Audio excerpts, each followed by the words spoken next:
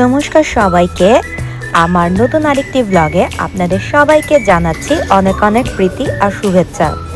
আপনারা যারা আমার ব্লগ নিয়মিত দেখে থাকেন, আপনারা সকলেই হয়তো জানেন আমার কফি কতটা পছন্দ। তাই আমি যে কোনো জায়গায় যাই না কেন, সেই জায়গাটার কফি কেমন এইটা আমার টেস্ট না করলে একমতে বলতে পারেন ভালোই লাগে না।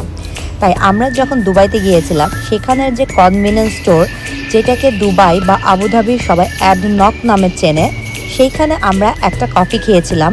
সেই কফিটা কিভাবে বানানো হয় সেটাই চলুন আজকে আপনাদেরকে দেখাই। এইখানের কফি আপনারা বলতে পারেন তারা পুরোই যারা প্রফেশনাল বারিস্তা ওইরকম প্যাটার্নেরই বানিয়ে থাকে। আমরা যেহেতু সেখানে 4 জন কফি খেয়েছিলাম, তাই 4 জনের ফ্লেভার 4 রকম মতোই বানানো হয়েছিল।